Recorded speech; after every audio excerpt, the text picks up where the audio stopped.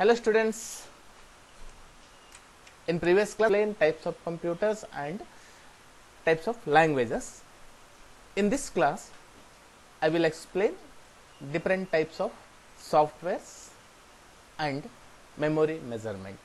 Dear students, let's continue. Okay, so ಇಲ್ಲಿ what is softwares ಅಂತ.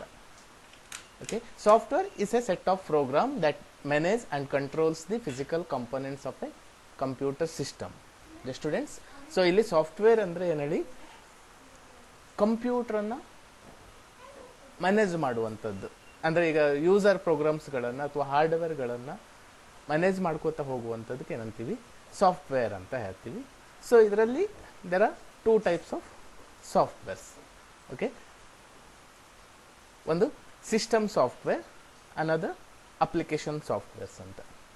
So ಇಲ್ಲಿ system softwares ಅಲ್ಲಿ ಮತ್ತೆ ಡಿಫರೆಂಟ್ ಟೈಪ್ಸ್ ಇದೆ. ಸೊ ಯಾವ್ಯಾವ ಟೈಪ್ಸ್ ಇದೆ ಇಲ್ಲಿ, library, programs, translator, utility, operating systems ಅಂತಂದ್ರೆ ಸಿಸ್ಟಮ್ ಸಾಫ್ಟ್ವೇರ್ಸ್ ಅಲ್ಲಿ 4 ಟೈಪ್ಸ್ ಇದೆ. ಸೊ ಅದಾದ್ಮೇಲೆ ಟ್ರಾನ್ಸ್ಲೇಟರ್ ಅಲ್ಲಿ ಮತ್ತೆ 3 ಟೈಪ್ಸ್, ಇಂಟರ್ಪ್ರಿಟರ್, ಕಂಪೈಲರ್, ಅಸೆಂಬ್ಲರ್ ಅಂತ. ಓಕೆ, ಟ್ರಾನ್ಸ್ಲೇಟರ್ ಅಲ್ಲಿ 3 ಟೈಪ್ಸ್. ಅದಾದ್ಮೇಲೆ ಆಪರೇಟಿಂಗ್ ಸಿಸ್ಟಮ್ಸ್ ಅಲ್ಲಿ ಸಿಂಗಲ್ ಯೂಸರ್ ಮತ್ತೆ ಮಲ್ಟಿ ಯೂಸರ್ ಅಂತ. ಓಕೆ, ನೆಕ್ಸ್ಟ್ ಇನ್ನೊಂದು ಅಪ್ಲಿಕೇಶನ್ ಸಾಫ್ಟ್ವೇರ್ಸ್ ಅಂತ ಇದೆ. ಸೊ ಇಲ್ಲಿ ಜನರಲ್ ಪರ್ಪಸ್, ಸ್ಪೆಷಲ್ ಪರ್ಪಸ್, ಬೆಸ್ಪಾಕ್ ಅಂತ ಇರುತ್ತೆ. ಸೊ ಇದು types of softwares. Okay, so let's explain ಈಗ ಯಾವ್ಯಾವ ಥರ ಯೂಸ್ ಆಗ್ಬೋದು ಒಂದೊಂದು ಸಾಫ್ಟ್ವೇರ್ಸ್ಗಳನ್ನು ಅಂತ ತಗೊಂಡಾಗ. ಈಗ ಫಸ್ಟ್ ಈಗ ಅಪ್ಲಿಕೇಶನ್ ಸಾಫ್ಟ್ವೇರ್ಸ್ ಅಂತ ತಗೊಂಡಾಗ ಇಲ್ಲಿ ಅಪ್ಲಿಕೇಶನ್ ಸಾಫ್ಟ್ವೇರ್ ಅಂತಂದ್ರೆ it is user friendly softwares. ಅಂದರೆ ನಾವು ಯಾವಾಗ ಬೇಕಿದ್ರೂ ಇನ್ಸ್ಟಾಲ್ ಮಾಡ್ಕೋಬೋದು ಮತ್ತು ಯಾವಾಗ ಬೇಕಿದ್ರೂ ಅದನ್ನು ಡಿಲೀಟ್ ಮಾಡ್ಬೋದು. It is not effect the operating systems. ಅಂದರೆ ಆಪರೇಟಿಂಗ್ ಸಿಸ್ಟಮ್ಮಿಗೆ ಇದನ್ನು ನಾವು ಅಪ್ಲಿಕೇಶನ್ ಸಾಫ್ಟ್ವೇರನ್ನು ನಾವು ಇನ್ಸ್ಟಾಲ್ ಮತ್ತು ಡಿಲೀಟ್ ಮಾಡೋದ್ರಿಂದ ಎಫೆಕ್ಟ್ ಆಗೋದಿಲ್ಲ. ಸೊ ಕಡಿಮೆ ಮೆಮೊರಿ ಇದ್ದಾಗ ಮೆಮೊರಿ ಫುಲ್ ಆಗ್ಬೋದು ಅಷ್ಟೇ, ಬಿಟ್ಟರೆ ಕಂಪ್ಯೂಟರ್ನ ಎರರ್ಸ್ಗಳಿರೋದಿಲ್ಲ ಅಂತ. ಓಕೆ, ಸೊ ಅದಕ್ಕೆ ಅಪ್ಲಿಕೇಶನ್ ಸಾಫ್ಟ್ವೇರ್ ಅಂದರೆ it is called user friendly softwares ಅಂತ ಹೇಳ್ತೀವಿ. ಸೊ ಇಲ್ಲಿ ಅಪ್ಲಿಕೇಶನ್ ಸಾಫ್ಟ್ವೇರ್ಸ್ ಅಲ್ಲಿ ಏನೇನು ಬರುತ್ತೆ, ಜನರಲ್ ಪರ್ಪಸ್ ಅಂತ ಇದೆ ಅಲ್ವಾ. ಸೊ ಇಲ್ಲಿ ಜನರಲ್ ಪರ್ಪಸ್ ಸಾಫ್ಟ್ವೇರ್ ಅಂತಂದ್ರೆ ಇಟ್ ಇಸ್ ನಮಗೆ ಬೇಕಾದಾಗ ಹಾಕೊಳ್ಳುವಂಥದ್ದು ಅಂತ ಅಲ್ವಾ. It is A type of application that can be used for variety of task. ಅಂದರೆ ಡಿಫ್ರೆಂಟ್ ಟಾಸ್ಕ್ಗಳನ್ನು ಮಾಡೋದಕ್ಕೋಸ್ಕರ ನಾವು ಹಾಕೊಳ್ಳುವಂಥದ್ದು. ಈಗ ಫಾರ್ ಎಕ್ಸಾಂಪಲ್ ಫೋಟೋ ಎಡಿಟಿಂಗ್ಗೋಸ್ಕರ ಫೋಟೋ ಹಾಕ್ಕೊಳ್ತೀವಿ. ಅದಾದಮೇಲೆ ಗ್ರಾಫಿಕ್ಸಿಗೋಸ್ಕರ ಕೋರಲ್ ಡ್ರಾ ಸಾಫ್ಟ್ವೇರ್ಗಳನ್ನು ಹಾಕ್ಕೊಳ್ತೀವಿ. ಅದಾದಮೇಲೆ ಅಪ್ಲಿಕೇಶನ್ಸ್ ಈ ಥರ ಬರೆಯೋದಿದ್ರೆ MS ಆಫೀಸ್ ಸಾಫ್ಟ್ವೇರ್ಸನ್ನು ಹಾಕ್ಕೊಳ್ತೀವಿ. ಅದು ಜನರಲ್ ಪರ್ಪಸ್ ಸಾಫ್ಟ್ವೇರ್ ಅಂತ ಹೇಳ್ತೀವಿ. ಓಕೆ, ಸೊ ನಾವೀಗ ಮೊಬೈಲಲ್ಲೆಲ್ಲ ವಾಟ್ಸಪ್, ಫೇಸ್ಬುಕ್, ಸೊ ಇವೆಲ್ಲ ಇನ್ಸ್ಟಾಲ್ ಮಾಡ್ಕೊಳ್ತಾ ಹೋಗ್ತೀವಲ್ಲ. ಸೊ ಅದು ಯಾವಾಗ ಬೇಕಿದ್ರೆ ಏನಾಗುತ್ತೆ, ಡಿಲೀಟ್ ಮಾಡ್ಬೋದು ಮತ್ತು ರೀಇನ್ಸ್ಟಾಲ್ ಮಾಡ್ಕೋಬೋದು ಅಲ್ವಾ. ಸೊ ಅದಕ್ಕೇನಂತೀವಿ, ಅಪ್ಲಿಕೇಶನ್ ಅಂತ ಹೇಳ್ತೀವಿ. ಓಕೆ, ಯಾವುದನ್ನು ನಾವು ಬೇಕಾದಾಗ ಯೂಸ್ ಮಾಡ್ಕೊಂಡು ಬೇಡದಾಗಿದ್ದಾಗ ಅದನ್ನು ಡಿಲೀಟ್ ಮಾಡ್ತೀವಲ್ಲ, ಅದು ಅಪ್ಲಿಕೇಶನ್ ಅಂತ ಆಗುತ್ತೆ. ಓಕೆ, ಸೊ ಅದರಲ್ಲಿ ಇನ್ನೊಂದು ಯಾವುದಿದೆ, ಜನರಲ್ ಪರ್ಪಸ್ ಅಂತ ಆಯಿತು. ಸೊ ಜನರಲ್ ಪರ್ಪಸ್ ಅಂದರೆ ಕಾಮನ್ ಆಗಿ ಎಲ್ಲರೂ ಯೂಸ್ ಮಾಡುವಂಥದ್ದು ಅಂತ. ಓಕೆ, ಅದಾದಮೇಲೆ ನೆಕ್ಸ್ಟು ಸ್ಪೆಷಲ್ ಪರ್ಪಸ್ ಅಂತ. ಇಲ್ಲಿ ಸ್ಪೆಷಲ್ ಪರ್ಪಸ್ ಅಂದರೆ it's run the special task ಅಂತ ಹೇಳ್ತೀವಿ. ಈಗ ಫಾರ್ ಎಕ್ಸಾಂಪಲ್ ಡ್ರೈವರ್ ಸಾಫ್ಟ್ವೇರ್ಸ್ ಎಲ್ಲ ಬರುತ್ತೆ ಅಲ್ವಾ. ಸೊ ಈಗ ನಿಮಗೆ ವೆಬ್ ಕ್ಯಾಮ್ ಹಾಕ್ಕೊಳ್ಳುವಾಗ, ಈಗ ನಾವು ಕ್ಯಾಮ್ ಇನ್ಸ್ಟಾಲ್ ಮಾಡ್ಕೊಳ್ಳುವಾಗ ವೆಬ್ ಕ್ಯಾಮು ಅಥವಾ ಯಾವುದೇ ಒಂದು, ಈಗ ನೀವು ಮೆಮೊರಿ ಕಾರ್ಡ್ ಹಾಕಿದಾಗಲೂ ಏನಾಗುತ್ತೆ, ಅದು ಆಟೋಮೆಟಿಕ್ಲಿ ಡ್ರೈವರ್ಸನ್ನು ಇನ್ಸ್ಟಾಲ್ ಮಾಡ್ಕೊಳ್ಳುತ್ತೆ. ಪೆನ್ ಡ್ರೈವ್ ಹಾಕಿದಾಗಲೂ ಆಟೋಮೆಟಿಕ್ಲಿ ಫಸ್ಟ್ ಟೈಮ್ ನಾವು ಕಂಪ್ಯೂಟರ್ಗೆ ಹಾಕಿದಾಗ ಅದೇನಾಗುತ್ತೆ, ಆಟೋಮೆಟಿಕ್ಲಿ ರೀಡ್ ಮಾಡ್ಕೊಳ್ಳುವಂಥದ್ದು. ಸೊ ಅಂದರೆ ಸ್ಪೆಷಲ್ ಪರ್ಪಸ್ ಅಂತಂದರೆ ಒಂದು ಸ್ಪೆಸಿಫಿಕ್ ಟಾಸ್ಕಿಗೋಸ್ಕರನೇ ಯೂಸ್ ಆಗುವಂಥ ಸಾಫ್ಟ್ವೇರ್ಸ್ಗಳು. ಓಕೆ, ಅದು ಡ್ರೈವರ್ಸ್ ಇರ್ಬೋದು, ಯಾವುದೇ ಇರ್ಬೋದು, ಅಂದರೆ ಅದನ್ನು ಯೂಸ್ ಮಾಡ್ಕೊಳ್ಳೋದು ಅಂತ. ಓಕೆ, ಅದು ಸ್ಪೆಷಲ್ ಪರ್ಪಸ್ ಅಂತ ಹೇಳ್ತೀವಿ. ಓಕೆ, ಸೊ ಇಲ್ಲಿ ಸ್ಪೆಷಲ್ ಪರ್ಪಸ್ ಅಂದರೆ it is software created to execute one specific task ಅಂತ. For example camera application on your phone will only allow taking and sharing the pictures ಅಂತ. ಅಂದರೆ camera use ಮಾಡೋದ್ರಿಂದ so photo ಹೊಡೆಯೋದಕ್ಕೋಸ್ಕರನೇ ಅದನ್ನು ಹಾಕ್ಕೊಳ್ಳುವಂಥದ್ದು ಅಂತ. ಓಕೆ, ಸೊ ಅದಾದಮೇಲೆ ಬೆಸ್ಪಾಕ್ ಅಂತ ಬರುತ್ತಲ್ಲ. ಸೊ ಇದು ಬೆಸ್ಪಾಕ್ ಅಂತಂದರೆ it's used for creating robot or cars. So special ಪ್ರೋಗ್ರಾಮ್ಸನ್ನು ಈಗ ಇಂಜಿನಿಯರಿಂಗ್ ಎಲ್ಲ ಯೂಸ್ ಮಾಡ್ಕೊಳ್ತಾರಲ್ಲ, ಸೊ ಆ ಥರ ಯೂಸ್ ಮಾಡ್ಕೊಳ್ಳೋಂಥ ಸಾಫ್ಟ್ವೇರ್ಗಳೆಲ್ಲ ಬೆಸ್ಪಾಕ್ ಸಾಫ್ಟ್ವೇರ್ಸ್ ಅಂತ ಹೇಳ್ತೀವಿ. ಈಗ ಸ್ಪೆಷಲ್ ಪರ್ಪಸ್ಸಿಗೋಸ್ಕರನೇ ಅದನ್ನು ಯೂಸ್ ಮಾಡ್ಕೊಳ್ತಾರೆ. ಅಂದರೆ ಅವರು ಈಗ ಆಟೋ ಕ್ಯಾಡ್ಸ್ ಅಂತ ಬರುತ್ತಲ್ಲ. ಸೊ ಆಟೋ ಕ್ಯಾಡ್ ಅಂತಂದ್ರೆ ಅದನ್ನ ಏನಕ್ಕೆ ಯೂಸ್ ಮಾಡ್ತೀವಿ, ಒಂದು ಡಿಸೈನಿಂಗ್ ಪರ್ಪಸ್ಸಿಗೋಸ್ಕರ. ಕ್ಯಾಡ್ ಮ್ಯಾಕ್ಸ್ ಇದೆಲ್ಲ ಬರುತ್ತಲ್ಲ, ಸೊ ಅವೆಲ್ಲ ಒಂದು ಡಿಸೈನಿಂಗ್ ಪರ್ಪಸ್ಗೋಸ್ಕರನೇ ಯೂಸ್ ಮಾಡುವಂಥದ್ದು. ಸೊ ಇಲ್ಲಿ ಬೆಸ್ಪಾಕ್ ಅಂತಂದ್ರೆ it's create robot to car, make a cars ಅಂತ, ಅಥವಾ ಒಂದು ಕಾರ್ಗಳನ್ನು ಕ್ರಿಯೇಟ್ ಮಾಡುವಂಥದ್ದು ಅಥವಾ ವೆಹಿಕಲ್ಗಳನ್ನು ಕ್ರಿಯೇಟ್ ಮಾಡಲಿಕ್ಕೋಸ್ಕರ ಯೂಸ್ ಮಾಡುವಂಥದ್ದು ಅಂತ. ಓಕೆ, ಅದಕ್ಕೆ ಬೆಸ್ಪಾಕ್ ಅಂತ ಹೇಳ್ತೀವಿ. ಓಕೆ, ಸೊ ಇದು ಜನರಲ್ ಪರ್ಪಸ್, ಸ್ಪೆಷಲ್ ಮತ್ತು ಬೆಸ್ಪಾಕ್ ಅಂತ ಆಯ್ತು. ನೆಕ್ಸ್ಟು ಸಿಸ್ಟಮ್ ಸಾಫ್ಟ್ವೇರ್ಸ್ ಅಂತ. ಓಕೆ, ಇಲ್ಲಿ ಸಿಸ್ಟಮ್ ಸಾಫ್ಟ್ವೇರ್ಸ್ ಅಂತ ಇದೆ. ಸೊ ಇದು special application software, general, special ಇದಾಯಿತು ಅಲ್ವಾ. ಸೊ ಈಗ ಸಿಸ್ಟಮ್ ಸಾಫ್ಟ್ವೇರ್ಸ್ ಅಂತ. ಸೊ ಇಲ್ಲಿ ಸಿಸ್ಟಮ್ ಸಾಫ್ಟ್ವೇರ್ ಅಂತಂದರೆ it is computer software which is design to operate and control the computer hardwares and to provide a platform for running application softwares ಅಂತ. Okay, so ಇಲ್ಲಿ system software ಅಂದರೆ it controlling the hardwares and other user applications ಅಂತ ಹೇಳ್ತೀವಿ. ಅದಕ್ಕೆ system software ಅಂತ ಹೇಳ್ತೀವಿ. ಈಗ for example ಆಗಿ ಈಗ ವಿಂಡೋಸ್ ಅಥವಾ ಮೊಬೈಲನ್ನು ತಗೊಂಡಾಗ ನಾವು ಈಗ ಆಪ್ರೇಟಿಂಗ್ ಬರುತ್ತೆ, ಮೊಬೈಲ್ ಆಪ್ರೇಟಿಂಗ್ ಮಾಡೋದಕ್ಕೋಸ್ಕರನೇ ಹಾಕಿರುವಂಥ ಸಾಫ್ಟ್ವೇರ್ಸ್ ಅಲ್ವಾ. ಸೊ ಅದಕ್ಕೆ ಏನಂತೀವಿ, ಸಿಸ್ಟಮ್ ಸಾಫ್ಟ್ವೇರ್ ಅಂತ. ಓಕೆ, ಸೊ ಇದು ಏನಾಗುತ್ತೆ, ಸಿಸ್ಟಮ್ ಸಾಫ್ಟ್ವೇರ್ ಏನಾಗುತ್ತೆ ಕೇಳಿದ್ರೆ ಒಂದು ಪ್ಲ್ಯಾಟ್ಫಾರ್ಮ್ ಆಗಿ ವರ್ಕ್ ಮಾಡುತ್ತೆ. ಅಂದರೆ ನಾವು ಬೇರೆ ಬೇರೆ ಅಪ್ಲಿಕೇಶನ್ ಹಾಕ್ಕೊಳ್ಳುವಂಥ ಒಂದು ಪ್ಲ್ಯಾಟ್ಫಾರ್ಮ್ ಆಗುತ್ತೆ. ಸೊ ಸಿಸ್ಟಮ್ ಸಾಫ್ಟ್ವೇರ್ ಹಾಕ್ಕೊಂಡಾಗ ಮಾತ್ರ ಏನಾಗುತ್ತೆ, it's execute the system. Okay, system execute ಆಗಬೇಕಂತಂದರೆ ಸಿಸ್ಟಮ್ ಸಾಫ್ಟ್ವೇರ್ ಇರಲೇಬೇಕು. ಈಗ ಮೊಬೈಲ್ ಆನ್ ಆಗಬೇಕು ಅಂತಂದರೆ ಅಲ್ಲಿ ಮೊಬೈಲ್ ಸಾಫ್ಟ್ವೇರ್ ಇರಲೇಬೇಕು, ಆ್ಯಂಡ್ರಾಯ್ಡ್ ಸಾಫ್ಟ್ವೇರ್ಗಳು ಇರಲೇಬೇಕಾಗಿರುತ್ತೆ ಅಲ್ವಾ. ಸೊ ಮಾರ್ಶ್ಮೆಲೋ, ಕಿಟ್ಕ್ಯಾಟ್ ಈ ಥರ ಎಲ್ಲ ಏನು ಸಾಫ್ಟ್ವೇರ್ ಇದೆಯಲ್ಲ, ಸೊ ಅವೆಲ್ಲ ಒಂದು ಆಪ್ರೇಟಿಂಗ್ ಸಾಫ್ಟ್ವೇರ್ಸ್ಗಳು. ಓಕೆ, ಸೊ ಇಲ್ಲಿ for example Windows XP, Windows 7, Windows 8, Windows 10.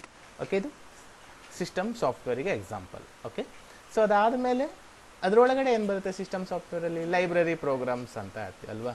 So ಇಲ್ಲಿ ಲೈಬ್ರರಿ ಪ್ರೋಗ್ರಾಮ್ಸ್ ಅಂತಂದರೆ ಇಟ್ಸ್ ರನ್ ಟೈಮ್ ಅಪ್ಲಿಕೇಶನ್. ಅಂದರೆ ಈಗ ನಾವು ಪ್ರೋಗ್ರಾಮ್ಸ್ಗಳನ್ನೆಲ್ಲ ಕ್ರಿಯೇಟ್ ಮಾಡ್ತೀವಲ್ಲ, ಸೊ ಪ್ರೋಗ್ರಾಮ್ಸ್ಗಳನ್ನು ಕ್ರಿಯೇಟ್ ಮಾಡಾಗ ಅದನ್ನು ಕಂಪೈಲ್ ಮಾಡ್ಕೊಳ್ತೀವಿ, ಅಂದರೆ ಒಂದು ಪ್ರೋಗ್ರಾಮ್ ಆಗಿ ಅದನ್ನು ಕ್ರಿಯೇಟ್ ಮಾಡ್ತೀವಲ್ಲ, ಸೊ ಅದಕ್ಕೆ ಹೆಲ್ಪ್ ಮಾಡುವಂಥದ್ದು ಅದಕ್ಕೆ ಲೈಬ್ರರಿ ಪ್ರೋಗ್ರಾಮ್ ಅಂತ ಹೇಳ್ತೀವಿ. ಓಕೆ, ಸೊ ಇಲ್ಲಿ library, these are compile library of commonly used routines and the libraries are runtime because they are called upon by running programs when they are needed. Okay, so ನಾವು ಯಾವಾಗ ಬೇಕೋ ಆಗ ಆ program ಅನ್ನು execute ಮಾಡ್ಕೊಳ್ಳುವಂಥದ್ದು ಅಂತ. Okay, so next one translator ಅಂತ. Okay, second one ಇಲ್ಲಿ ಟ್ರಾನ್ಸ್ಲೇಟರ್ ಅಂತ ಇದೆಯಲ್ಲ. ಸೊ ಇಲ್ಲಿ ಟ್ರಾನ್ಸ್ಲೇಟರ್ ಅಂದರೆ it is translate the programs or statements ಅಂತ ಹೇಳ್ತೀವಿ. ಓಕೆ, ಸೊ ಇಲ್ಲಿ it is program which translates the high level or middle level instruction to low level. ಅಂದರೆ ಈಗ ಕಂಪ್ಯೂಟರಿಗೆ ಅರ್ಥ ಆಗಿರುವುದಿಲ್ಲ, ಸೊ ಆದರೆ ಯೂಸರ್ ಬರೆದಿರುವಂಥ ಪ್ರೋಗ್ರಾಮ್, ಅಂದರೆ ನಾವು ವರ್ಕ್ ಮಾಡಿರುವಂಥ ಪ್ರೋಗ್ರಾಮ್ಸ್ಗಳನ್ನು ಮಷಿನ್ ಲೆವೆಲ್ಗೆ ಟ್ರಾನ್ಸ್ಲೇಟ್ ಮಾಡಲಿಕ್ಕೆ ಇದು ಹೆಲ್ಪ್ ಮಾಡುತ್ತೆ, ಟ್ರಾನ್ಸ್ಲೇಟರ್ ಅಂತ. ಸೊ ಅದರಲ್ಲಿ ನಾನು ಲಾಸ್ಟ್ ಕ್ಲಾಸಲ್ಲಿ ನಿಮ್ಗೇನು ಹೇಳಿದೆ, ಟೈಪ್ಸ್ ಆಫ್ ಲ್ಯಾಂಗ್ವೇಜಸ್ ಹೇಳಿದ್ದೆ. ಸೊ ಅಲ್ಲಿ ಅಸೆಂಬ್ಲಿ ಲೆವೆಲ್ ಲ್ಯಾಂಗ್ವೇಜ್ ಅಂತ ಹೇಳಿದ್ನಲ್ಲ, ಸೊ ಇಲ್ಲಿ ಅಸೆಂಬ್ಲಿ ಲೆವೆಲ್ ಲ್ಯಾಂಗ್ವೇಜ್ ಅಂತಂದರೆ ಇಟ್ಸ್ ಟ್ರಾನ್ಸ್ಲೇಟರ್ ಅಂತಲೂ ಹೇಳ್ತೀವಿ. ಅಲ್ಲಿ ಒಂದು ಟ್ರಾನ್ಸ್ಲೇಟ್ ಮಾಡಿಕೊಡುವಂಥದ್ದು, ಅಂದರೆ ಇಟ್ಸ್ ಹೈ ಲೆವೆಲ್ ಲ್ಯಾಂಗ್ವೇಜನ್ನು ಮಷಿನ್ ಲೆವೆಲ್ ಲ್ಯಾಂಗ್ವೇಜ್ ಆಗಿ ಟ್ರಾನ್ಸ್ಲೇಟ್ ಮಾಡಲಿಕ್ಕೆ ಅಸೆಂಬ್ಲಿ ಲೆವೆಲ್ ಲ್ಯಾಂಗ್ವೇಜ್ ಹೆಲ್ಪ್ ಮಾಡುತ್ತೆ. ಸೊ ಅದಕ್ಕೆ ಒಂದು ಸ್ಪೆಷಲ್ ಸಾಫ್ಟ್ವೇರ್ ಆಗಿ ಯಾವುದನ್ನು ಯೂಸ್ ಮಾಡ್ತಾರೆ, ಟ್ರಾನ್ಸ್ಲೇಟರ್ ಆಗಿ ಯೂಸ್ ಮಾಡ್ಕೊಳ್ತಾರೆ ಅಂತ. Okay, so next one interpreter ಅಂತ ಹೇಳ್ತೀವಿ. ಸೊ ಇಲ್ಲಿ ಇಂಟರ್ಪ್ರಿಟರ್ ಅಂತಂದರೆ this type of translator translate all the given high level instruction into step by step the sequence. Okay, so high level ಲ್ಯಾಂಗ್ವೇಜ್ಗಳಲ್ಲಿ high level ಲ್ಯಾಂಗ್ವೇಜಲ್ಲಿ ಬರೆಯುವಂಥ ಪ್ರೋಗ್ರಾಮ್ಸ್ಗಳನ್ನು ಸ್ಟೆಪ್ ಬೈ ಸ್ಟೆಪ್ಲಿ translate ಮಾಡ್ತಾ ಹೋಗುವಂಥದ್ದಕ್ಕೆ ಏನಂತೀವಿ, ಇಂಟರ್ಪ್ರಿಟರ್ ಅಂತ ಹೇಳ್ತೀವಿ. It terminate the translator when encounter an error and send the error for the debugs ಅಂತ. ಓಕೆ, ಸೊ ಎರರ್ಗಳನ್ನು ಮತ್ತು ಡಿಬಗ್ಗಳನ್ನು ತೋರಿಸುವಂಥದ್ದಾಗಿರುತ್ತೆ. ಓಕೆ, ಸೊ ಇದು ಸ್ಟೆಪ್ ಬೈ ಸ್ಟೆಪ್ಪಲ್ಲಿ ಪ್ರೊಸೀಜರನ್ನು ಪಾಸ್ ಮಾಡ್ತಾ ಹೋಗೋಕ್ಕೆ ಹೆಲ್ಪ್ ಮಾಡುವಂಥದ್ದು. ಓಕೆ, ಅದಾದಮೇಲೆ ಕಂಪೈಲರ್ಸ್ ಅಂತ. Next one compiler. ಅಂದರೆ ಇಲ್ಲಿ ಟ್ರಾನ್ಸ್ಲೇಟರಲ್ಲಿ ಏನು ಬರುತ್ತೆ, ಟ್ರಾನ್ಸ್ಲೇಟರ್ಸಲ್ಲಿ 3 ಟೈಪ್ ಅಲ್ವಾ, ಇಂಟರ್ಪ್ರಿಟರ್ ಆಯಿತು, ಕಂಪೈಲರ್ ಮತ್ತು ಅಸೆಂಬ್ಲರ್ ಅಂತ ಹೇಳಿದ್ನಲ್ಲ, ಸೊ ಅದೇ. ಓಕೆ, ಸೊ ಇಲ್ಲಿ ಇಂಟರ್ಪ್ರಿಟರ್ ಓಕೆ. ಸೊ ಇಲ್ಲಿ ಸ್ಟೆಪ್ ಬೈ ಸ್ಟೆಪ್ ಸೀಕ್ವೆನ್ಸ್ ಅನ್ನು ಇನ್ಸ್ಟ್ರಕ್ಷನ್ ಅನ್ನು ಪಾಸ್ ಮಾಡುವಂಥದ್ದು ಇಂಟರ್ಪ್ರಿಟರ್ ಅಂತ ಆಯಿತು. So next compiler. This type of translator translate all the error free high level instructions at a time and generate an error list if they exist. Okay, so ಇಲ್ಲಿ ಏನು ಮಾಡುತ್ತೆ compiler, ಏನು ಮಾಡುತ್ತೆ, it's compile the high level instructions and list the ಎರರನ್ನು list ಮಾಡ್ತಾ ಹೋಗುವಂಥದ್ದು. Okay, so ನಮಗೆ ಏನಿದೆ, ನಾವೀಗ ಒಂದು ಸಿ ಪ್ರೋಗ್ರಾಮನ್ನು ಬರೀತಾ ಇದ್ದೀವಿ. ಸೊ ಆ ಸಿ ಪ್ರೋಗ್ರಾಮಲ್ಲಿ ಎಷ್ಟು ಎರರ್ಸ್ ಇದೆ ಆ ಲೀಸ್ಟ್ ಎರರ್ಸನ್ನು ತೋರಿಸ್ತಾ ಹೋಗುವಂಥದ್ದು. ಓಕೆ, ಅಲ್ಲಿ ನಾವು ಕಂಪೈಲ್ ಮಾಡ್ಕೊಳ್ತೀವಲ್ಲ, ಎಷ್ಟು ಎರರ್ಸ್ ಇದೆ, ನಾವು ಬರೆದಿರೋ ಪ್ರೋಗ್ರಾಮ್ ಸರಿ ಇದೆಯೋ ಇಲ್ಲ ಅನ್ನೋದನ್ನು ಚೆಕ್ ಮಾಡ್ಕೊಳ್ತೀವಿ, ಕಂಪೈಲ್ ಮಾಡ್ತೀವಿ. ಆಗ ಅದೇನು ಮಾಡುತ್ತೆ, ಎಷ್ಟು ಎರರ್ಸ್ ಇದೆ ಸೊ ಅದನ್ನು ಲೀಸ್ಟ್ ಮಾಡಿ ಕೊಡ್ತಾ ಹೋಗುವಂಥದ್ದು. ಓಕೆ, ಅದಕ್ಕೆ ಕಂಪೈಲರ್ ಅಂತ ಹೇಳ್ತೀವಿ. Next one assembler. Okay, so ಇಲ್ಲಿ it is special type of translator which is design to translate only assembly language instruction into low level and vice versa ಅಂತ ಹೇಳ್ತೀವಿ.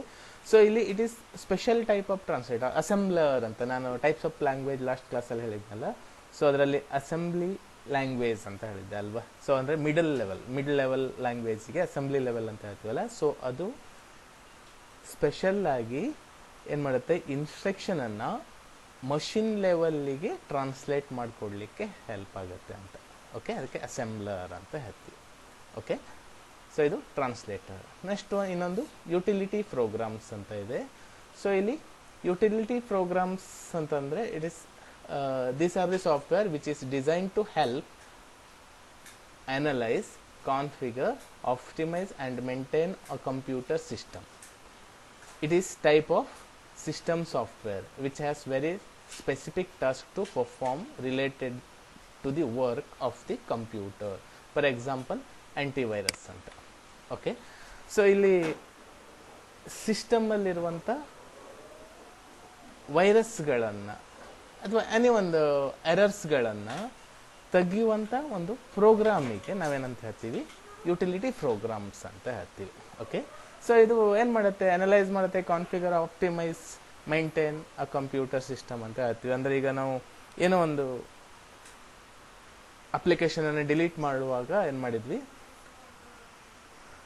ಸಿಸ್ಟಮ್ ಸಾಫ್ಟ್ವೇರಲ್ಲಿರುವಂಥ ಕೆಲವು ಪಾರ್ಟ್ಸ್ಗಳನ್ನು ಡಿಲೀಟ್ ಮಾಡಿದಾಗ ಸೊ ಸಿಸ್ಟಮಿಗೆ ಅದೇನಾಗುತ್ತೆ, ಎರರ್ಸ್ಗಳು ಬರುತ್ತೆ. ಸಿಸ್ಟಮ್ ವರ್ಕ್ ಆಗುವಾಗ ನಿಮಗೆ errors ಮೆಸೇಜ್ಗಳನ್ನು ತೋರಿಸ್ತಾ ಹೋಗುತ್ತೆ. ಸೊ ಅವುಗಳನ್ನೆಲ್ಲ ಲೀಸ್ಟ್ ಮಾಡಿ ಅದನ್ನು ಸರಿ ಮಾಡ್ಕೋಬೇಕು ನೀವು ಅನ್ನೋದನ್ನು ಎಕ್ಸಿಕ್ಯೂಟ್ ಮಾಡಿ ತೋರಿಸ್ತಾ ಹೋಗುವಂಥದ್ದು ಯುಟಿಲಿಟಿ ಪ್ರೋಗ್ರಾಮ್ಸ್ ಅಂತ ಹೇಳ್ತೀವಿ. ಅದು ಕೆಲವೊಂದು ವೈರಸ್ಗಳು ಬಂದಾಗ ಆ ವೈರಸ್ಸು ಏನು ಮಾಡುತ್ತೆ ಕೇಳಿದ್ರೆ ಸಿಸ್ಟಮಿನ ಕೆಲವು ಭಾಗ ಸಾಫ್ಟ್ವೇರ್ಗಳನ್ನು ಡ್ಯಾಮೇಜ್ ಮಾಡಿಬಿಡುತ್ತೆ. ಸೊ ಆ ಒಂದು ಡ್ಯಾಮೇಜ್ಗಳು ಆಗದೇ ಇರೋ ಹಾಗೆ ಸೊ ಅದನ್ನು ಏನು ಮಾಡುವಂಥದ್ದು, ಇಟ್ಕೊಳ್ತಾ ಯೂಸ್ ಮಾಡುವಂಥದ್ದು. ಓಕೆ, ಸೊ ಅದಕ್ಕೆ ನಾವು ಯುಟಿಲಿಟಿ ಪ್ರೋಗ್ರಾಮ್ಸ್ ಅಂತ ಹೇಳ್ತೀವಿ. ಓಕೆ, ಸೊ ಇದು utility programs. Next one operating systems. So ಇಲ್ಲಿ ಆಪರೇಟಿಂಗ್ ಸಿಸ್ಟಮ್ ಅಂದ ತಕ್ಷಣ ನಾನು ಆಲ್ರೆಡಿ ನಿಮ್ಗೆ ಹೇಳಿದೆ, ಇಲ್ಲಿ ಸಿಸ್ಟಮ್ ಸಾಫ್ಟ್ವೇರ್ ಅಂತ ಹೇಳಿದ್ನಲ್ಲ. So it's A system software. ಅದರಲ್ಲಿ ಎರಡು ಭಾಗ ಬರುತ್ತೆ ಆಪರೇಟಿಂಗ್ ಸಿಸ್ಟಮಲ್ಲಿ, OS ಅಂತ ಹೇಳ್ತೀವಿ ಇದಕ್ಕೆ actually. Okay, it is a set of program that manage computer hardware resource and provide common service for application softwares ಅಂತಂದರೆ ಒಂದು ಅಪ್ಲಿಕೇಶನ್ ಸಾಫ್ಟ್ವೇರ್ಗಳನ್ನು, ಅಂದರೆ ಇಟ್ ಈಸ್ ಆಪರೇಟಿಂಗ್ ಸಿಸ್ಟಮ್ ಅಂತಂದರೆ it's maintain the computers and execute the computer. ಅಂದರೆ output display ಮಾಡಬೇಕು ಅಂತಂದರೆ ನಮ್ಮ computer ಒಂದು ಔಟ್ಪುಟ್ ಆಗಿ ಬರಬೇಕು ಅಂತಿದ್ರೆ ಅದಕ್ಕೆ ಒಂದು ಮೇನ್ ಕಾಂಪೊನೆಂಟ್ಸ್ ಅಂದರೆ ಮೇನ್ ಸಾಫ್ಟ್ವೇರ್ ಬೇಕಾಗಿರುತ್ತೆ. ಅದು ಯಾವುದು, ಅಪ್ಲಿಕೇಶನ್ ಆಪರೇಟಿಂಗ್ ಸಿಸ್ಟಮ್ ಸಾಫ್ಟ್ವೇರ್ ಅಂತ ಹೇಳ್ತೀವಿ. ಆಪರೇಟಿಂಗ್ ಸಿಸ್ಟಮ್ ಸಾಫ್ಟ್ವೇರ್ OS ಅಂತ ಹೇಳ್ತೀವಿ. ಓಕೆ, ಸೊ ಅದರಲ್ಲಿ ಎರಡು ಥರ ಬರುತ್ತೆ ಆಪರೇಟಿಂಗ್ ಸಿಸ್ಟಮ್ ಸಾಫ್ಟ್ವೇರಲ್ಲಿ, ಒಂದು ಸಿಂಗಲ್ ಯೂಸರ್ ಮತ್ತೊಂದು ಮಲ್ಟಿ ಯೂಸರ್ ಅಂತ. ಓಕೆ, ಸಿಂಗಲ್ ಯೂಸರ್ ಅಂತಂದರೆ it is operating system. So ಇಲ್ಲಿ ಸಿಂಗಲ್ ಯೂಸರ್ ಅಂದರೆ it is operating system are used for those computer which helps only the terminator, only one terminator ಅಂತ. So ಇಲ್ಲಿ single user ಅಂತಂದರೆ it is character user interface ಅಂತ ಹೇಳ್ತೀವಿ, ಅಂದರೆ CUI ಅಂತ ಹೇಳ್ತೀವಿ. ಓಕೆ, ಕ್ಯಾರೆಕ್ಟರ್ ಯೂಸರ್ ಇಂಟರ್ಫೇಸ್ ಅಂದರೆ ಇಲ್ಲಿ ಸಿಂಗಲ್ ಯೂಸರಲ್ಲಿ ಇಟ್ಸ್ ಸಿಂಗಲ್ ಟಾಸ್ಕಿಂಗ್ ಅಂತ ಹೇಳ್ತೀವಿ. ಓಕೆ, ಸಿಂಗಲ್ ಟಾಸ್ಕಿಂಗ್ ಅಂತಂದರೆ ಇಲ್ಲಿ it's only use for keyboards and fingers. ಅಂದರೆ ಇಟ್ಸ್ ಯಾವುದೇ ಒಂದು ಪ್ರೋಗ್ರಾಮ್ಸನ್ನು ಅಥವಾ ಯಾವುದೇ ಒಂದು ಇನ್ಸ್ಟ್ರಕ್ಷನನ್ನು ನಾವು ಪಾಸ್ ಮಾಡಬೇಕು ಅಂತಂದರೆ ಇಟ್ಸ್ ಕೀಬೋರ್ಡ್ ಥ್ರೂ ಪಾಸ್ ಮಾಡಬೇಕಾಗುತ್ತೆ. ಅಂದರೆ ಮೌಸ್ ಅಥವಾ ಬೇರೆ ಯಾವುದೇ ಒಂದು ಡಿವೈಸ್ಗಳನ್ನು ಯೂಸ್ ಆಗೋದಿಲ್ಲ ಇದಕ್ಕೆ ಸಿಂಗಲ್ ಯೂಸರ್ ಅಂತ ಹೇಳ್ತೀವಿ. ಫಾರ್ ಎಕ್ಸಾಂಪಲ್ MS-DOS ಇದು ಸಿಂಗಲ್ ಯೂಸರ್. ಅಂದರೆ ಇಲ್ಲೇನಾಗುತ್ತೆ, ಮೈಕ್ರೋಸಾಫ್ಟ್ ಡಿಸ್ಕ್ ಆಪ್ರೇಟಿಂಗ್, MS-DOS ಅಂದರೆ ಮೈಕ್ರೋಸಾಫ್ಟ್ ಡಿಸ್ಕ್ ಆಪ್ರೇಟಿಂಗ್ ಸಿಸ್ಟಮ್ಸ್ ಅಂತ, PC-DOS ಅಂದ್ರೂ ಅದೇ. ಓಕೆ, ಸೊ MS-DOS ಅಂತ ಹೇಳ್ತೀವಲ್ಲ. ಸೊ ಇಲ್ಲಿ ಕ್ಯಾರೆಕ್ಟರ್ ಥ್ರೂ ಪ್ರೋಗ್ರಾಮನ್ನು ಬರೆಯುವಂಥದ್ದು, ಅದಕ್ಕೆ ಸಿಂಗಲ್ ಯೂಸರ್. ಅದಾದಮೇಲೆ ಮಲ್ಟಿ ಯೂಸರ್ ಅಂತಂದರೆ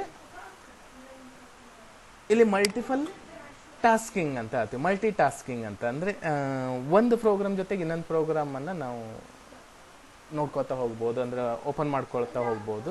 ಇಲ್ಲ ಕೀಬೋರ್ಡ್, ಮೌಸ್, ಅದರ್ ಡಿವೈಸ್ಗಳನ್ನು ಇಲ್ಲಿ ನಾವು ವರ್ಕ್ ಮಾಡುವಂಥ ಫೆಸಿಲಿಟಿ ಇರುವಂಥದ್ದು, ಅದಕ್ಕೇನಂತೀವಿ ಮಲ್ಟಿ ಯೂಸರ್ ಅಂತ ಹೇಳ್ತೀವಿ. ಸೊ ಇಲ್ಲಿ ಮಲ್ಟಿ ಯೂಸರ್ ಅಂತ these operating systems are used for those computers which have many terminals ಅಂತ ಹೇಳ್ತೀವಿ. ಅಂದರೆ ಮಲ್ಟಿ ಯೂಸರ್ ಸಿಸ್ಟಮ್ಸ್ ಅಂತ. ಓಕೆ, ಫಾರ್ ಎಕ್ಸಾಂಪಲ್ ವಿಂಡೋಸ್ ಅಂತ ಹೇಳ್ತೀವಲ್ಲ, ಸೊ ವಿಂಡೋಸ್ ಬರುತ್ತೆ, ನೆಟ್ವೇ, ಲಿನಕ್ಸ್, ಯುನಿಕ್ಸ್ ಇವೆಲ್ಲ ಏನು ಬರುತ್ತೆ, ಮಲ್ಟಿ ಯೂಸರ್ ಆಪರೇಟಿಂಗ್ ಸಿಸ್ಟಮ್ಸಲ್ಲಿ ಬರುವಂಥದ್ದು. Okay, so dear students, types of softwares ಅಂದರೆ ಹೇಗೆ ಕ್ಲಾಸಿಫಿಕೇಷನ್, ಸಾಫ್ಟ್ವೇರನ್ನು ಹೇಗೆ ಕ್ಲಾಸಿಫಿಕೇಷನ್ ಮಾಡಿದ್ದಾರೆ ಮತ್ತು ಯಾವ್ಯಾವ ರೀತಿ ವರ್ಕ್ ಆಗುತ್ತೆ ಅನ್ನೋದನ್ನು ಈಗ ತಿಳ್ಕೊಂಡ್ವಿ. ಸೊ ನೆಕ್ಸ್ಟ್ ಮೆಮೊರಿ ಮೆಜರ್ಮೆಂಟ್, ಅಂದರೆ ಮೆಮೊರಿಯನ್ನು ಹೇಗೆ ಮೆಜರ್ಮೆಂಟ್ ಮಾಡ್ತೀವಿ ಅಂತ ಹೇಗೆ ಮಾಡ್ಕೊಳ್ತೀವಿ ಅಥವಾ ಯಾವ ರೀತಿ ಮೆಜರ್ಮೆಂಟನ್ನು ಮಾಡ್ತಾ ಹೋಗ್ತೀವಿ ಅನ್ನೋದನ್ನು ನಿಮಗೆ ಈಗ ತೋರಿಸ್ತೀನಿ. ಸೊ ಇಲ್ಲಿ ಮೆಮೊರಿ ಮೆಜರ್ಮೆಂಟ್ ಅಂದರೆ store the information or instruction to computer ಅಲ್ವಾ. ಸೊ ಅದನ್ನು ಯಾವ ರೀತಿ ಮಾಡುತ್ತೆ. ಸೊ ಇಲ್ಲಿ ಮೆಮೊರಿ ಮೆಜರ್ಮೆಂಟ್ ಅಂತಂದರೆ memory is the amount of data that can be stored in the storage unit. The storage capacity is expressed in terms of bytes. ಬೈಟ್ಸಲ್ಲಿ ಅದನ್ನ ಏನು ಹೇಳ್ತೀವಿ, ಬೇರೆ ಬೇರೆ ಮೆಜರ್ಮೆಂಟಲ್ಲಿ ಹೇಳ್ತಾ ಹೋಗ್ತೀವಿ. ಓಕೆ, ಸೊ ಇಲ್ಲಿ ಫಸ್ಟ್ ಒನ್ ಏನು ಬರುತ್ತೆ, ಈಗ ಬಿಟ್ಸ್ ಅಂತ ಹೇಳ್ತೀವಲ್ವ. ಸೊ ಫಸ್ಟ್ ಮೆಮೊರಿ ಮೆಜರ್ಮೆಂಟಲ್ಲಿ ಫಸ್ಟ್ ಒನ್ ಬರೋದು ಯಾವುದು, ಬಿಟ್ಸ್, ಅಂದರೆ ಬೈನರಿ ಡಿಜಿಟ್ಸ್ ಅಂತ ಹೇಳ್ತೀವಿ. So it's including only 0 and 1 and 0 ಅಂತಲೂ ಹೇಳ್ತೀವಿ. ಓಕೆ, ಆ binary digit logical 0 and 1 representing passive or active state of component in electronic circuits ಅಂತ. ಓಕೆ, ಸೊ 0 ಮತ್ತು 1 ಬೈನರಿ ಡಿಜಿಟ್ಸ್ ಅಂತ ಹೇಳ್ತೀವಿ, ಅದು ಬಿಟ್ಸ್ ಅಂತ ಕನ್ಸಿಡರ್ ಮಾಡ್ಕೊಳ್ತೀವಿ. ಓಕೆ, ಸೊ ನಿಮ್ಮ ಲಾಸ್ಟ್ ಕ್ಲಾಸಲ್ಲಿ ನಾನು ಬೈನರಿ ಡಿಜಿಟಿಗೆ ಹೇಗೆ ಕನ್ವರ್ಟ್ ಮಾಡ್ಕೊಳ್ಳುತ್ತೆ ಮಷಿನ್ ಲೆವೆಲ್ಲಿಗೆ ಅಂತ ಹೇಳಿದ್ದಲ್ವಾ, ತೋರಿಸಿದ್ದೆ ಇರಬೇಕಾದ್ರೆ. ಸೊ ಹಾಗೆ ಇಲ್ಲಿ ಬರುತ್ತೆ. ಓಕೆ, ಅದಾದಮೇಲೆ ನೆಕ್ಸ್ಟು ಮೆಜರ್ಮೆಂಟ್ ಇರುವಂಥದ್ದು ನಿಬ್ಬಲ್ಸ್ ಅಂತ. 4 ಬಿಟ್ಸನ್ನು ಸೇರಿದ್ರೆ ಏನಾಗುತ್ತೆ, ನಿಬ್ಬಲ್ಸ್ ಅಂತ. ಓಕೆ, 4 ಬಿಟ್ಸ್ಗಳು ಸೇರ್ಕೋತಾ ಹೋದಾಗ ಅದು ಒಂದು ನಿಬ್ಬಲ್ ಆಗಿ ಕನ್ವರ್ಟ್ ಆಗುತ್ತೆ. Okay, second measurement. ಅದಾದಮೇಲೆ ನೆಕ್ಸ್ಟ್ ಒನ್ ಬೈಟ್ಸ್ ಅಂತ ಬರುತ್ತೆ. ಓಕೆ, ನಿಬ್ಬಲ್ ಆದಮೇಲೆ ಬೈಟ್ಸ್ ಬರುತ್ತೆ. 8 ಬಿಟ್ಸನ್ನು ಸೇರಿದ್ರೆ ಏನಾಗುತ್ತೆ, ಒಂದು ಬೈಟ್ಸ್ ಆಗುತ್ತೆ. ಓಕೆ, 8 ಬಿಟ್ಸ್ ಸೇರಿದ್ರೆ ಒಂದು ಬೈಟ್ಸ್ ಆಗುತ್ತೆ. ಓಕೆ, ಸೊ ಇಲ್ಲಿ 8 bits is called a byte. A byte is the smallest unit. Okay, which can represent data item or characters ಅಂತ. ಅಂದರೆ ಯಾವುದೇ ಒಂದು ಕ್ಯಾರೆಕ್ಟರ್ ಅಥವಾ ಡಾಟಾ ಐಟಮ್ಸ್ಗಳನ್ನು ನಾವೇನಂತೇವೆ, ಬೈಟ್ಸ್ ಅಂತ ಹೇಳ್ತೀವಿ. ಓಕೆ, ಓಕೆ, ಅದೇ ಥರ ಮತ್ತೆ ಮೆಮೊರಿ ಮೆಜರ್ಮೆಂಟಲ್ಲಿ ಬರೋದಿದ್ರೆ ಕಿಲೋ ಬೈಟ್ ಅಂತ, KB ಅಲ್ವಾ. 1 KB ಅಂತಂದರೆ 1024 ಬೈಟ್ಸ್. 1024 ಬೈಟ್ಸ್ ಸೇರಿದ್ರೆ 1 KB ಆಗುತ್ತೆ. ಓಕೆ, 1024 KB ಸೇರಿದ್ರೆ 1 MB ಆಗುತ್ತೆ. ಓಕೆ, ಕಾಣಿಸ್ತಾ ಇದೆ ಅಲ್ವಾ, 1 MB ಅಂದರೆ 1024 KB. ಆಮೇಲೆ gigabyte, GB, 1 GB equal to 1024 MB. ಆಮೇಲೆ terabyte, 1 TB equal to 1024 GB. Petabyte ಅಂತ 1 PB ಈಕ್ವಲ್ ಟು 1024 TB ಅಂತ ಬರುತ್ತೆ. ಸೊ ಇದು ನಿಮಗೆ ಲಾಸ್ಟ್ ಹಾರ್ಡ್ ಡಿಸ್ಕ್ ಬಗ್ಗೆ ಹೇಳುವಾಗ ಆಲ್ರೆಡಿ ಹೇಳಿದ್ದೆ. ಸೊ ಇನ್ನೊಂದ್ಸರಿ ನೆನಪು ಮಾಡುವಂತ ಹೇಳ್ತಾ ಇದ್ದೀನಿ. ಸೊ ಸ್ಟೂಡೆಂಟ್ಸ್, ಸೊ ಇವತ್ತಿನ ಕ್ಲಾಸಲ್ಲಿ ಹೇಳಿರುವಂಥ types of softwares and memory measurement ನಿಮ್ಗೆ ಅರ್ಥ ಆಯಿತು ಅಂತ ಅಂದ್ಕೊಳ್ತೀನಿ. ಏನೇ ಡೌಟ್ ಇದ್ದರೂ ನನಗೆ ವಾಟ್ಸಪ್ ಕಾಂಟ್ಯಾಕ್ಟ್ ಮಾಡ್ಬೋದು, ಇಲ್ಲ ಕಮೆಂಟ್ಸಲ್ಲಿ ನಿಮ್ಮ ಏನು ಒಪಿನಿಯನ್ಸ್ಗಳನ್ನು ಟೈಪ್ ಮಾಡ್ಬೋದು. Okay, thank you.